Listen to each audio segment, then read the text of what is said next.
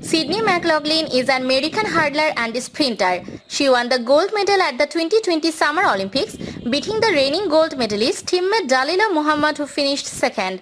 She is the current world record holder in the women's 400 meters hurdles with a time of 51.46 seconds, set on August 4, 2021 at the Tokyo Olympics in the final run. Her own world best mark of 51.90, storming past compatriot Dalilah Muhammad down the home straight to win the Olympic gold medal in 51.46 seconds.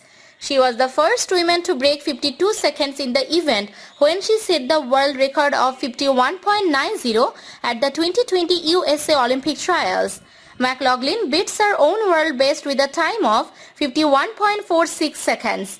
Compatriot Dalilah Muhammad goes under 52 seconds for silver. Femke Bol wins bronze. She is the daughter of Willie McLaughlin, a semi-finalist in the 400 meter at the 1984 Olympic trials. He was the recipient of a heart transplant in February 2021. Her mother Mary was a high school runner.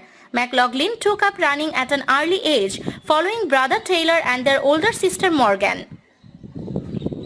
Her brother ran for silver at the 400 meter hurdles at the 2016 IAAF World Under-20 Championships. She placed third in the 400 meter hurdles at the 2016 US Olympic trials and was the youngest athlete to qualify for the US track and field team for the 2016 Summer Olympics, where she finished 16th overall. McLaughlin won the 400 meter hurdles in 54.46 at the 2016 New Balance National Outdoor High School Championships. The time broke Max's prep record and world youth best.